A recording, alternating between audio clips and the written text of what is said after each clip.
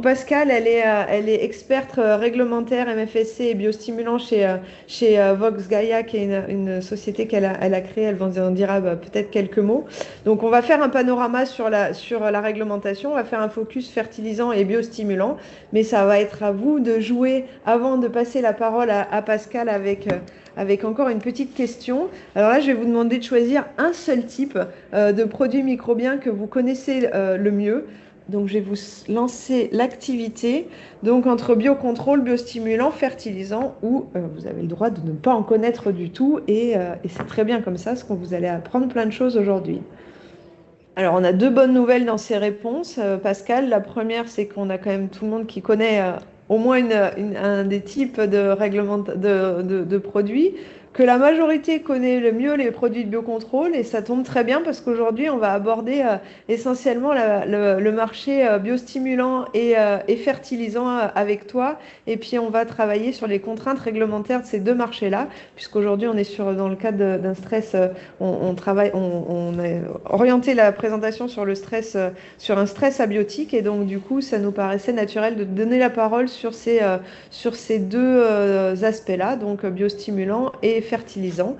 Donc Pascal, je te laisse la parole. Même principe, hein, je vais te me demander de passer les diapos. J'ai une microseconde de décalage entre ta consigne et le fait que ça s'affiche. Donc, aux participants, je vous demanderai de m'excuser si ça ne s'affiche pas immédiatement. Pascal, je te laisse la parole. Bah, merci Annabelle. Merci à tous d'être là. Donc, ouais, moi je vais vous parler donc réglementation MFSC. Cette réglementation en France, elle est régie par le Code rural, qui distingue deux grandes catégories, on va dire, de matières. Les matières fertilisantes, support de culture, bon, et les adjuvants pour matières fertilisantes dont on ne parlera pas aujourd'hui, et l'acronyme donc MFSC. Et puis, d'un autre côté, les produits phytopharmaceutiques qu'on appelle PPP. Du coup, au niveau des MFSC, on a une réglementation nationale et une réglementation européenne, alors qu'au niveau des phytos, on a juste une réglementation européenne. En fait, les produits, dans ce cadre réglementaire, les produits se définissent par leur fonction et pas par leur composition. Donc, ça veut dire qu'on peut avoir une même matière qui peut être à la fois un phyto, à la fois une MFSC. On retrouve typiquement le cuivre ou des bacillus qui peuvent être dans les deux cases. Donc, ça va être vraiment l'usage et les revendications qu'on va avoir qui vont faire que on va aller regarder la mise sur le marché via la réglementation phyto ou la réglementation MFSC. Donc, au niveau de cette mise sur le marché des fertilisants à base de micro-organismes en France, finalement, encore une fois, que dit le code rural? Donc, il y a des définitions. Donc, on a les trois catégories dont je vous parlais, matière fertilisante, support de culture, les adjuvants. Donc, matière fertilisante, il y a trois sous-catégories, engrais, amendements, biostim. Donc, les engrais apportent aux plantes des éléments directement utiles à leur nutrition. Au niveau des amendements, modifient, améliorent les propriétés physiques, chimiques ou biologiques des sols. Et les biostimes qui sont arrivés le plus récemment dans le code rural. Et donc, on retrouve cette définition. Alors, c'est pas marqué, le terme biostimulant n'est pas utilisé dans le code rural. Ça devrait normalement venir, mais pour l'instant, ça n'y est pas encore. Et donc, on a des substances, je ne sais plus comment c'est marqué, qui stimulent des processus naturels des plantes ou du sol afin de faciliter ou de réguler l'absorption par celles-ci, donc par les plantes, des éléments nutritifs, d'améliorer la résistance des plantes au stress abiotique ou d'améliorer les caractéristiques qualitatives de végétaux. Voilà pour la définition des biostimes. Après, les supports de culture, c'est destiné à servir de milieu de culture à certains végétaux et à leur permettre, par ancrage de leurs organes absorbants, d'être en contact avec les solutions nécessaires à leur croissance. Et enfin, les adjuvants, dont quasiment personne ne connaît d'AMM ou quoi que ce soit, mais bon. modifient des qualités physiques, chimiques ou biologiques d'une matière fertilisante à laquelle elles sont ajoutées en mélange extemporané. Voilà pour cette dia. Donc, au niveau de l'organisation des différentes réglementations, donc toujours le code rural qui dit que pour importer, détenir en vue de la vente, vendre, même distribuer à titre gratuit ou utiliser, il faut obtenir une autorisation de mise sur le marché. Et puis après, on a des exemptions, des dérogations à cet AMM. Donc, les normes rendues d'application obligatoire que donne le domaine, le jargon, on appelle ça des normes NFU. Ensuite, on a des cahiers des charges. Aujourd'hui, il n'y en a qu'un seul pour les digestats, mais il devrait y en avoir un qui devrait arriver concernant les micro-organismes. Et ensuite, on a une catégorie qui est assez particulière qui s'appelle substances à usage biostimulant. Ensuite, on a le règlement européen, donc depuis 2022, en application depuis 2022, donc le 2019-1009 qui permet aussi la mise sur le marché de Biostime en France. Et après, on a deux autres catégories qui ne vont pas du tout vous concerner, donc les déchets et des sous-produits d'exploitation. Et à ça s'ajoute en bonus la possibilité d'être utilisable en agriculture biologique. Mais c'est vraiment du bonus. Ce n'est pas parce que vous êtes listé, les micro-organismes sont listés dans le règlement AB, pardon, qu'ils peuvent être mis sur le marché. Il faut d'abord trouver sa case AMM, NFU 2019-1009 avant d'être UAB. Pour une même matière première, en fait, on peut avoir, ou un même produit, on va dire, on peut avoir plusieurs possibilités de voie de mise en marché. On peut être, typiquement, on peut être 2019-1009 et avoir une possibilité d'AMM, etc. Pour les biostimes, les deux voies qui sont possibles, c'est les AMM et le règlement UE 2019-1009. Il n'y a pas de NFU qui sont des documents réglementaires très, très, très utilisés pour la mise sur le marché des MFSC. Il n'y a pas de NFU aujourd'hui qui permet la mise sur le marché vraiment de biostimes. C'est bon? Alors, maintenant, je vais vous faire des petits focus sur ces différentes voies réglementaires, donc AMM et puis le règlement européen. Donc là, bon, vous avez les références des textes réglementaires. C'est une démarche qui est volontaire du responsable de la mise sur le marché, qui est vraiment spécifique à son produit. Donc, il y a deux grands types d'AMM.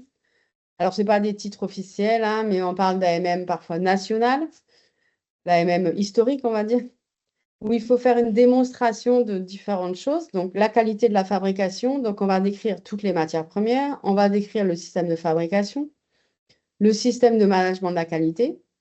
Et on va faire des analyses de caractérisation du biostime. Il va falloir démontrer l'innocuité vis-à-vis de l'environnement et de l'homme, que ce soit le manipulateur ou l'utilisateur in fine, dans les conditions d'usage du produit. Il va falloir aussi démontrer l'efficacité, pareil, dans les conditions d'usage.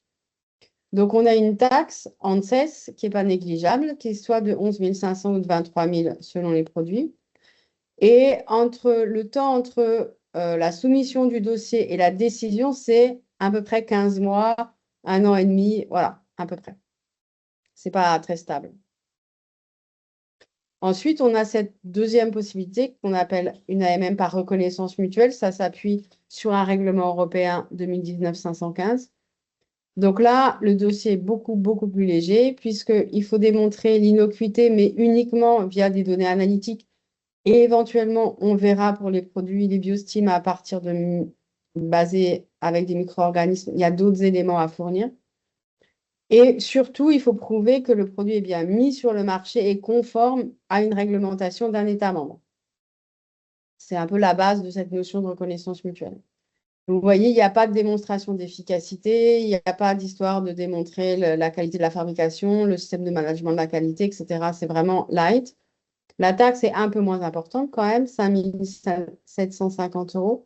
Et surtout, le temps entre la soumission de dossier et la décision est beaucoup plus rapide que la même dite nationale, puisque entre 4 et 5 mois, on a notre décision. Et le dossier, évidemment, est beaucoup moins lourd à monter, donc beaucoup plus rapide. Donc, ces AMM, elles sont délivrées donc, par l'ANSES et réévaluées tous les 10 ans. Alors, pour une AMM dite nationale, on soumet à une demande de renouvellement. Par contre, pour la MM par reconnaissance mutuelle, l'ANSES a décidé qu'il n'y aurait pas de renouvellement possible. Donc, ça veut dire qu'il faut resoumettre un nouveau dossier, donc changer le nom du produit et changement de numéro d'AMM.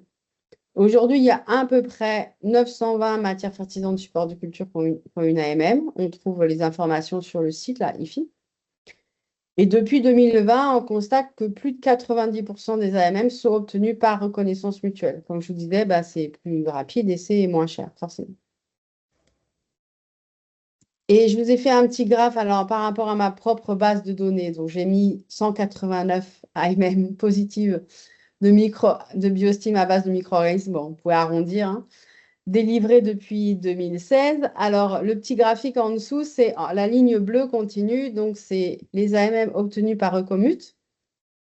Décision évidemment positive. Donc, vous voyez que, alors, ça a commencé en 2016.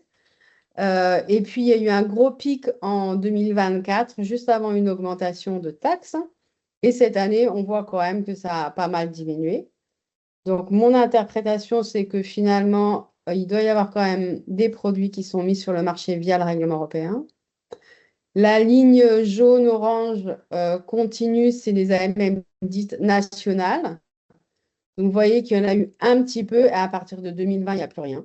Aujourd'hui, il n'y a plus rien.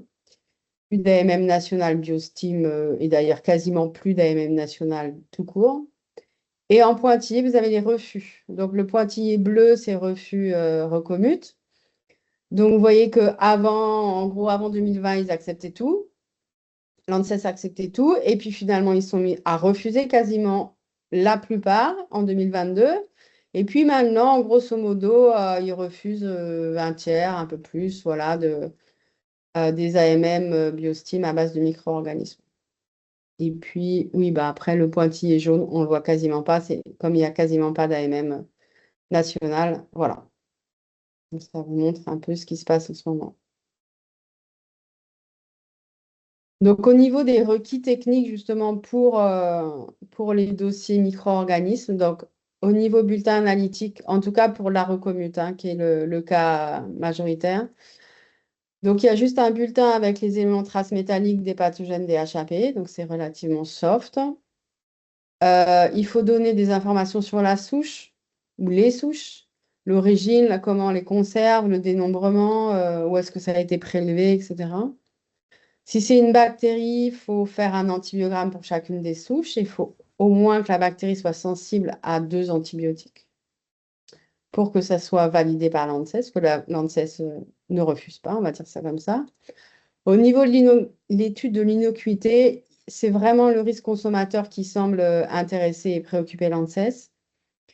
Et il y a 2 points qui les intéressent. C'est le risque de présence de métabolites secondaires, en fait, toxiques dans les parties consommables des cultures. C'est surtout ça qui les préoccupe. Alors, l'ANSES ne propose aucune méthodologie. Et quand il les interroge, il ne propose rien. Donc, c'est vraiment au pétitionnaire de fournir les éléments qu'il juge lui-même pertinents. Ce qui n'est pas forcément évident. Et si on fait une AMM nationale, alors là, il faut démontrer l'efficacité dans les conditions d'usage, faire une étude de risque beaucoup plus importante. Il faut fournir voilà, un dossier qui est beaucoup, beaucoup plus important que par Recomute. Alors actuellement, ce qu'on voit, c'est 2 types de situations. 2 types de situations où on va avoir des restrictions d'usage. C'est quand même des situations où on n'a pas de restrictions d'usage, mais la plupart du temps, il y a des restrictions d'usage. Le cas numéro 1, c'est que l'ANSES considère que le micro-organisme est endophyte. Alors, il s'appuie en général sur des publications scientifiques. Et puis, il juge que le pétitionnaire n'a pas fourni d'informations sur les métabolites secondaires potentiellement toxiques. Alors, peut-être qu'il en a fourni, mais l'ANSES juge que ce n'est pas suffisant. Dans ces cas-là, l'ANSES juge que le risque consommateur est très important. Du coup, ils mettent la restriction d'usage suivante. Interdiction pour les cultures alimentaires. Bon, donc c'est quand même très réduit comme du coup ce qu'on peut en faire. Et le cas numéro 2, l'ANSES juge que le micro-organisme n'est pas considéré comme endophyte. Par contre, il juge qu'il n'y a toujours pas les bonnes informations sur les métabolites secondaires. Du coup, là, leur restriction d'usage, donc ouais, le risque consommateur est jugé un peu moins un peu moins important. Donc, ils autorisent, mais ils indiquent ne pas appliquer le produit après formation des parties consommables pour les cultures dont les parties consommables peuvent entrer en contact avec le sol. Alors, j'avoue que c'est un peu alambiqué comme formulation, mais ça ne les empêche pas d'autoriser, par exemple, des carottes ou des pommes de terre qui sont en contact avec le sol. Donc, j'avoue que parfois, j'ai un peu du mal à comprendre leurs restrictions d'usage et en même temps, les autorisations de culture qu'ils donnent. Bon, voilà, c'est ça en ce moment. Ça ne veut pas dire que demain, ça sera toujours ça. Comme vous voyez, comme je vous ai dit avant, il y a des années où ils autorisaient tout, après, ils refusaient tout. Aujourd'hui, ils autorisent, mais avec des restrictions d'usage qui peuvent être parfois très contraignantes quand même, interdiction sur les cultures alimentaires. Donc, c'est un peu le problème avec l'ANSES, c'est que c'est très opaque sur leur façon de travailler. Donc, on ne sait pas, voilà, si ça va continuer là-dessus ou demain, ça va s'améliorer ou pas. Ensuite, le règlement européen 2019-1009, je pense que vous êtes beaucoup quand même à le connaître. Donc, ça permet du coup de mettre sur le marché 6 catégories de matières fertilisantes, les engrais, les amendements minéraux basiques, les amendements du sol, les supports de culture, les inhibiteurs, les biostimes. Et puis, on peut aussi mélanger tout ce petit monde pour faire une combinaison de fertilisants. Donc, le fertilisant UE va porter le marquage CE. Et dans notre jargon, on parle du Fertilizing Products Regulation, donc le FPR, pour faire plus court. Donc, le principe de ce FPR, c'est qu'on a 15 catégories de ce qu'ils ont appelé de matières constitutives, 15 intrants, on va dire ça comme ça. Donc, pour fabriquer l'une des 7 PFC, là, des 7 matières fertilisantes, avec plus ou moins d'exigences de qualité ou d'innocuité selon les CMC, selon les PFC. Donc, le fabricant va établir ce qu'on appelle la documentation technique, donc la démonstration de la conformité au CMC, au PFC. Ensuite, cette documentation technique va être évaluée pour sa conformité au FPR. Alors, selon les CMC et les PFC, soit c'est le fabricant lui-même qui fait sa propre évaluation, soit il y a ce qu'on appelle un organisme notifié qui intervient. Pour les biostimes, on a l'intervention d'un organisme notifié. Donc, ça veut dire que le dossier est soumis à un de ces organismes. Alors, actuellement, on en a 15 au niveau européen. Alors, ils ne sont pas tous compétents pour les biostimes, mais il y a quand même pas mal qui sont compétents pour les biostimes. Et on peut soumettre son dossier à l'organisme que l'on souhaite. Il y en a un en France, mais on peut très bien soumettre à un Hongrois, un Grec, enfin bref, à qui on veut, il n'y a pas de restriction. Après cette évaluation de la conformité, le fabricant rédige sa déclaration de conformité et puis appose le marquage CE sur son étiquette pour enfin mettre sur le marché. Donc, un peu de détails là sur ces PFC CMC. Donc, on a ces fameuses 15 catégories de matières constitutives. Donc, je ne vais pas toutes vous les lire en détail, mais ouais, tu peux avancer d'un cran. Donc, on a la CMC7, c'est les micro-organismes, donc c'est ça qui va nous intéresser. Et la PFC6, donc les biostimulants. Et d'ailleurs, à ce jour, les micro-organismes ne peuvent être utilisés que pour fabriquer des biostimulants. Ils ne peuvent pas, par exemple, être intégrés dans des supports de culture, dans des amendements du sol, dans des engrais. Ce n'est pas autorisé aujourd'hui par le FPR. Alors, l'annexe 2 qui décrit cette fameuse CMC7, là, ils indiquent que c'est des micro-organismes qui sont vivants, qui sont morts, ça peut être des parois cellulaires vides. Et il faut qu'il y ait, s'il y a des résidus dans le milieu de culture, il faut qu'ils soient non nocifs. Mais il n'y a aucune définition, critère, paramètre pour expliquer ce qu'on appelle par non nocif. Les traitements autorisés sont uniquement la déshydratation et la lyophilisation. Et aujourd'hui, on a une liste positive de 4 types de micro-organismes. Azotobacter spp, les champignons mycorhiziens, Rhizobium spp et Azospirillum spp. Et c'est tout à ce jour. Donc, il y a une étude qui est en cours pour allonger un peu cette liste et puis pour proposer aussi une méthodologie pour introduire demain d'autres micro-organismes. Donc, au niveau de la PFC6, donc du biostime des végétaux, donc la définition, c'est que c'est un fertilisant UE qui a pour fonction de stimuler les processus de nutrition des végétaux, indépendamment des éléments nutritifs qu'il pourrait contenir, dans le seul but d'améliorer une ou plusieurs caractéristiques des végétaux ou de leur rhizosphère. Donc, c'est soit une amélioration de l'efficacité d'utilisation des éléments nutritifs, soit l'amélioration de la tolérance à un stress ou plusieurs abiotiques, amélioration des caractéristiques qualitatives ou améliorer la disponibilité des éléments nutritifs qui seraient confinés dans le sol et la rhizosphère. Et toutes ces, enfin, peu importe l'allégation qu'on veut obtenir, il va falloir faire une démonstration de cette allégation, soit par des essais au champ, soit par des essais en conditions contrôlées, laboratoire. Et donc, dans la PFC6 biostimulant des végétaux, il y a une sous-catégorie biostimulant microbien des végétaux, donc avec cette fameuse CMC7, où il y a des seuils en éléments traces métalliques et en pathogènes. Et puis après, on a la catégorie, mais qui vous intéresse moins, biostimulant non microbien des végétaux. Donc, au niveau de la procédure d'évaluation de la conformité de ces dossiers, donc il y a différentes possibilités dans le FPR. Il y a ce qu'on appelle le module A, qui est le contrôle interne de la fabrication, qui est fait par le fabricant. Un module A1, alors ça c'est pour les nitrates d'ammonium, donc ça ne nous intéresse pas trop. Le module B plus C, donc il y a un examen UE, ce qu'on appelle UE de type, et un contrôle interne de la fabrication. Ça, c'est quand il est délivré, ça c'est délivré par un organisme notifié, il est valide 5 ans. Et donc, c'est soumis à un organisme notifié qui valide la conformité. C'est un audit documentaire. Et dans le cas des biostimes, microbiens ou pas d'ailleurs, cette évaluation de la conformité donc, est faite par un organisme notifié.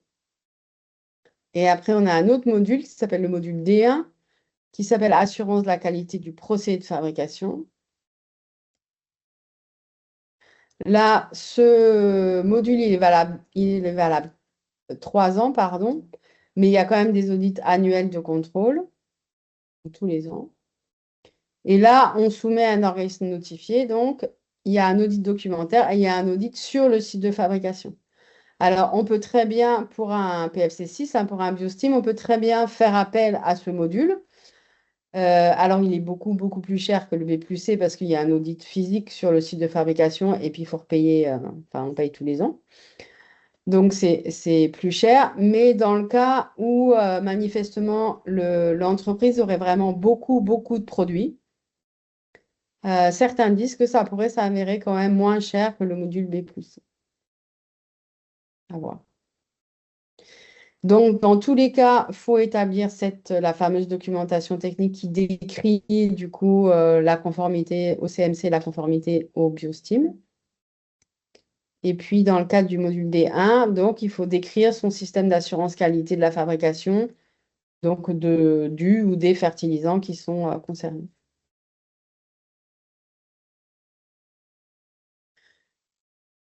Là, je vais vous décrire un peu plus ce qu'il y a dans cette documentation technique.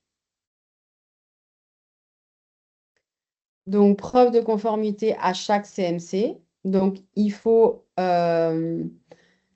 les éléments à fournir dépendent des CMC et pour absolument tous les ingrédients, même ceux qui sont à 0,001%, il faut qu'ils soient conformes à l'une des 15 CMC.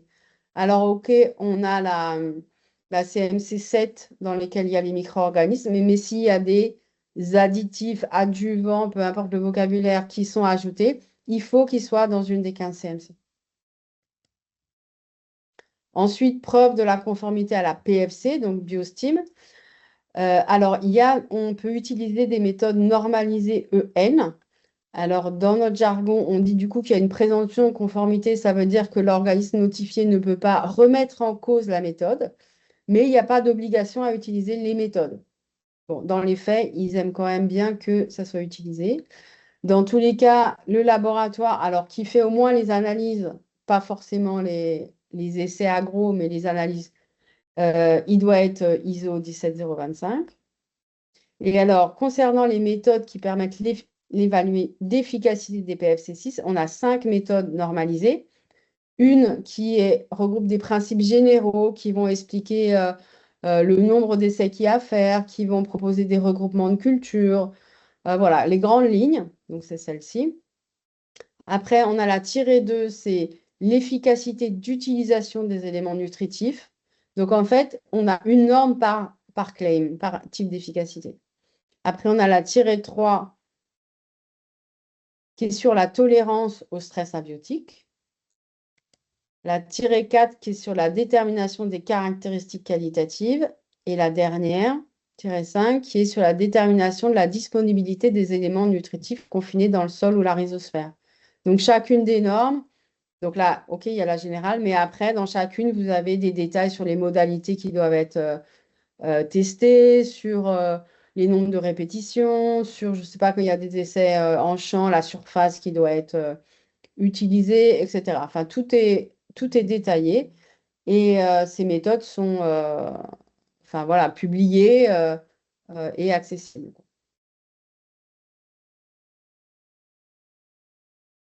Et voilà, merci.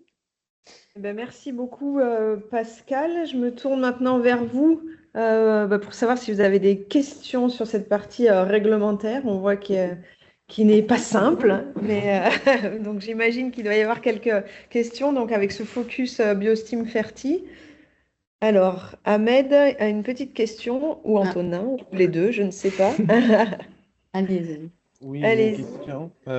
Pour la demande de mise en marché d'un produit biostimulant, est-ce qu'il demande nécessairement par exemple, la déclaration d'échantillonnage qu'on a commencé avant pour la recherche des souches, selon le protocole de Nagoya? Ah non, non, il ne s'intéresse pas à ça. Non. Il ne demande On pas, par va exemple, la jusque-là. traçabilité de la souche, l'origine, quand est-ce que ça a été... Il demande l'origine, mais l'origine, ça va être, est-ce que ça a été prélevé dans un sol? Ok. Est-ce que ça vient d'une collection ou des choses comme ça? Mais pour l'instant, en tout cas, ils n'ont pas de demande plus. Ils vont pas plus loin que ça. Plus strict, d'accord. Ouais, ouais, non. Et du coup, moi aussi, j'aurais une question. C'est sur le règlement 2019-1009. Est-ce qu'on a des informations sur les futures souches, enfin celles qui sont en tout cas en discussion? Est-ce que on sait quelles souches sont en discussion et à quelle échéance elles pourraient être acceptées ou non? Alors, j'ai pas regardé dernièrement, mais il y a un institut là qui est en charge de travailler sur le sujet parce que dès que la commission veut faire évoluer le règlement, elle missionne, enfin, voilà, il y a un sous-traitant qui travaille sur le sujet. Donc, en ce moment, il y en a un qui est sur le sujet. J'ai pas regardé où est-ce qu'ils en étaient, mais on n'est pas encore dans un rapport final. Ça a dû être discuté. Il y a eu une réunion du comité d'experts là début novembre, mais on n'a pas accès au compte-rendu pour l'instant. Mais je pense que c'est quand même des process administratifs qui sont lents. Il faudrait déjà qu'il y ait un rapport final, ensuite qu'il y ait un texte qui soit rédigé par la commission. En général, il y a des consultations où on peut avoir accès en tout cas à des textes prévisionnels. Et ensuite que ça soit enfin publié par la commission. Donc, je dirais à mon avis, si c'est fin 2026 ou courant 2027, peut-être, mais D'accord. Et sur les souches, bah, du coup, vu qu'on n'a pas les rapports, pas de... alors, il y a un rapport intermédiaire, mais je n'ai pas été regarder effectivement s'il y avait déjà des souches qui étaient. Il y a déjà des souches pardon, qui sont citées, ça c'est sûr. Mais après, je ne sais pas où est-ce qu'ils en sont dans la validation ou pas de ces souches. D'accord. Je- J'ai une question encore sur la partie des souches endophytes, non endophytes. Comment ils peuvent analyser ce que c'est la souche, elle est endophyte, strictement endophyte ou pas? Parce qu'on sait que dans le sol, il y a des souches qui rentrent au niveau des racines et qui sortent. Ils sont pas strictement endophytes. Ils peuvent endophytes et ectophytes, quoi. Épiphytes. Alors, c'est souvent, on voit en tout cas, en fait, cette analyse-là que j'ai faite, c'est en lisant les conclusions d'évaluation. où là, on trouve, c'est pas tellement détaillé, mais on trouve quand même certaines informations où ils disent la souche Intel est considérée ou est endophyte, et dans ces cas-là, ils citent en général une publication scientifique dans laquelle on trouve cette information. Si par contre, effectivement, elle est endophyte et qu'elle reste juste au niveau du système racinaire, l'ANSES considère alors que ce n'est pas vraiment un problème, parce que pour elle, le risque, c'est ça passe au niveau des parties consommables et qu'il y ait ces fameux métabolites secondaires potentiellement toxiques que du coup, l'homme ingère. Donc, si ça reste au niveau du système racinaire, bon, bah, du coup, on va plus être dans une... la restriction va être moindre, quoi. D'accord. Ouais. Mais c'est Après, par des publications scientifiques que eux, alors après, parfois, on a beau leur proposer des protocoles pour aller rechercher justement la présence de bactéries au niveau des parties consommables. J'ai déjà eu l'occasion de leur proposer des protocoles et en général, c'est « Ah, mais vous le faites que sur la tomate, il faudrait aussi voir sur d'autres plantes. Ah, mais vous savez, dans différentes conditions, on n'a pas la même chose. » Donc, les protocoles, pour faire simple, ça ne leur va jamais. Donc, voilà, eux, ils s'appuient sur des publics scientifiques. C'est ce dont j'ai l'impression pour l'instant, en tout cas. ouais, et il y a la phrase qu'on peut voir là, dans certains produits qu'il ne doit pas être appliqué sur les parties comestibles et que nous, par exemple, là, s'il y a une application avant la production de la partie comestible, par exemple, le carotte, tomate, radis, etc., donc avant la production, c'est au semis, est-ce qu'on a l'autorisation ou pas? Alors, en fait, vu comme c'est rédigé aujourd'hui, alors je ne sais pas quelles restrictions vous avez eues, parce que la phrase, elle évolue au cours du temps aussi, hein. Mais si c'est ne pas appliquer en présence des parties consommables, si ça a été appliqué avant, normalement, il n'y a pas de problème. Par exemple, en général, quand il y a un traitement de semences, il arrive que des gens demandent uniquement l'usage traitement de semences. Dans ces cas-là, ils considèrent qu'il n'y a aucun risque. Ils autorisent sans aucune restriction d'usage, sans phrase de restriction d'usage. D'accord. Mais c'est Ok. vrai que, enfin, moi, je trouve que c'est très compliqué quand ils mettent cette phrase, surtout quand dont les parties consommables peuvent entrer en contact avec le sol et qu'ils autorisent la carotte et la pomme de terre, quoi. J'ai du Mm. mal à comprendre leur logique. Ah bon. Ok, merci. Merci beaucoup. Merci. On a une question, je crois, sur le chat de Nicolas Guibert. Alors, Nicolas, je ne sais pas si vous voulez prendre la parole pour poser votre question. On peut vous ouvrir le micro. Pardon? Vous pouvez activer, Nicolas. Hop. Il s'est activé? Oui, bonjour. Ouais. Bonjour. Voilà, on vous entend. Bonjour. Alors, je me posais la question dans le cadre de reconnaissance mutuelle. Donc, comme il y a pas de test de notre part sur l'efficacité des produits, ça demande de faire confiance à la mise sur le marché de la réglementation d'autres pays européens. Et ça, j'y connais rien, par exemple, de ce côté-là. Est-ce qu'on est sûr que ces règles de mise sur le marché dans tous les autres pays euh, nous garantissent bien une bonne efficacité des produits? Non, absolument pas. En fait, il y a 27 États membres, il y a 27 réglementations nationales différentes. Dans certains pays, le fait d'avoir des micro-organismes, la mise sur le marché, elle est très simple. En Allemagne, typiquement, on peut mettre sur le marché des produits à base de micro-organismes de façon très très simple, sans qu'il y ait forcément de preuve de l'efficacité des produits eux-mêmes. Donc, selon l'origine du pays, effectivement, la démonstration de l'efficacité, elle aura été validée ou pas. En tout cas, l'AMM française, l'AMM par reconnaissance mutuelle, eux, ils ne vont rien demander en termes d'efficacité. Mais voilà, c'est selon l'État membre d'origine où il va y avoir ou pas une vérification de l'efficacité du produit.